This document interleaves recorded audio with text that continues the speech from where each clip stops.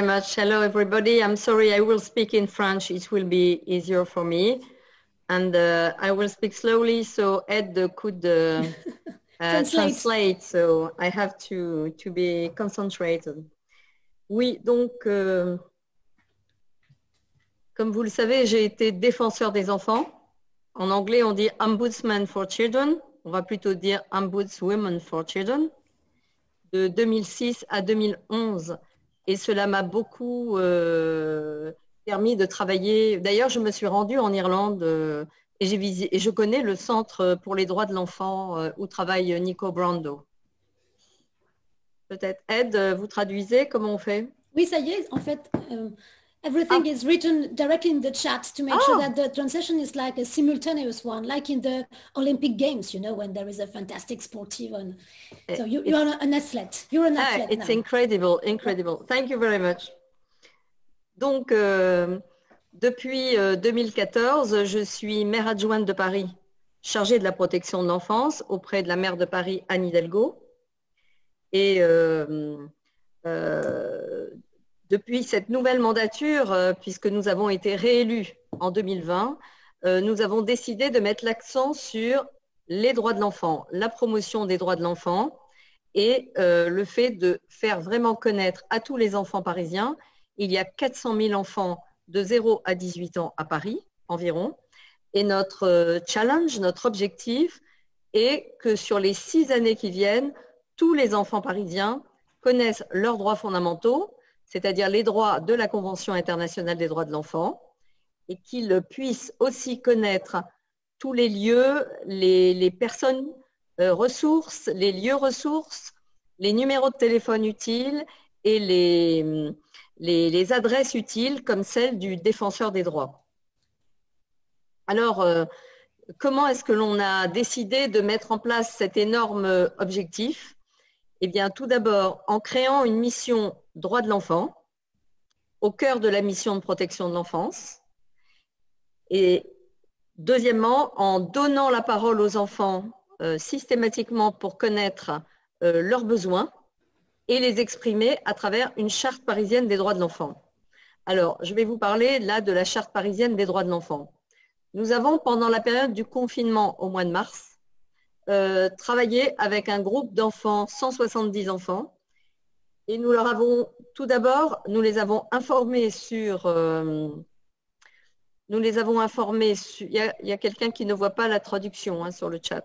Nous les avons informés sur la Convention internationale des droits de l'enfant, puisque la base pour nous, c'est la Convention internationale des droits de l'enfant. Bien que la Convention internationale des droits de l'enfant, aujourd'hui, et on le voit à travers qu'est-ce qu'il faudrait comme droit à nouveau, à l'époque, il y a plus de 30 ans, ne parlait pas quasiment de la planète.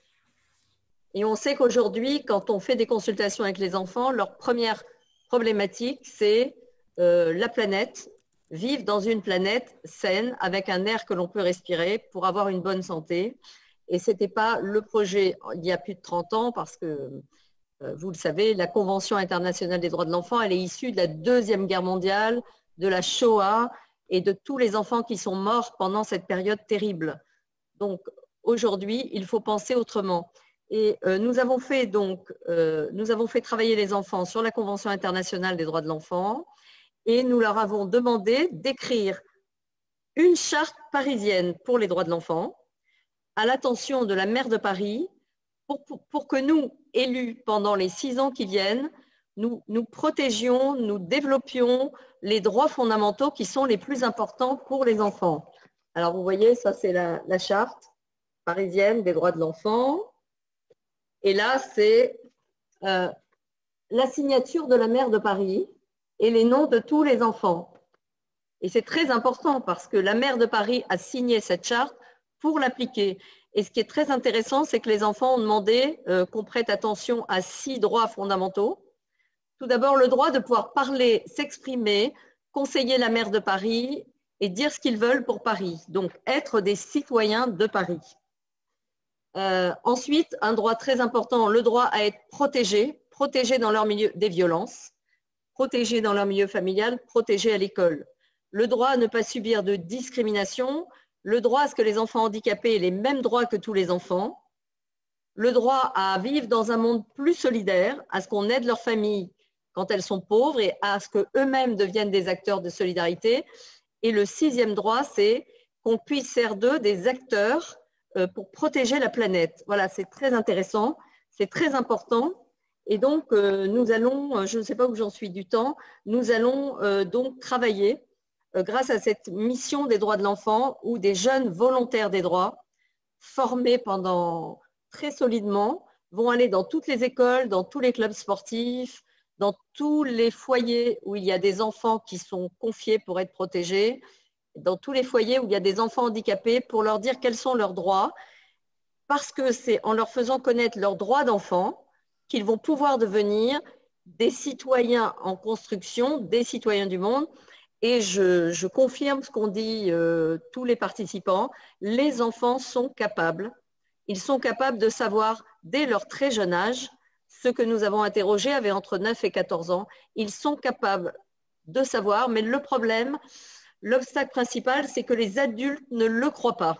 Et ça, c'est le principal obstacle au fait que les enfants puissent co-construire avec les adultes. Voilà, donc en fait, c'était très facile parce que les enfants sont très intelligents et que c'est très simple d'arriver à les faire travailler et à les motiver sur leurs droits.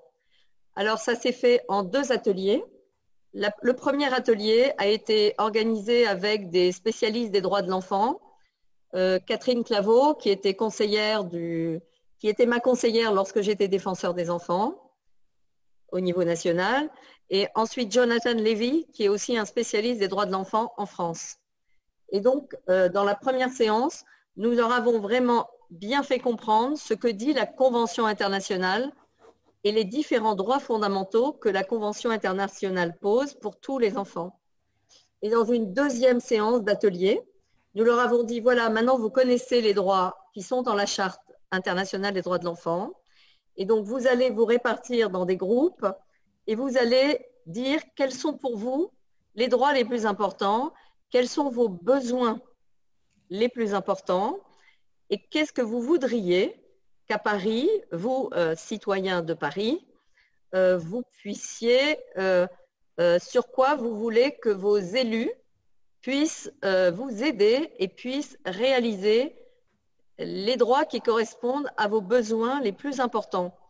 Et en fait, ils ont travaillé à partir d'ateliers d'écriture, de dessin, et ils ont posé des paroles qui font que nous avons juste mis de l'ordre dans leurs paroles, mais nous n'avons pas réécrit à leur place. Nous avons utilisé uniquement les mots des enfants.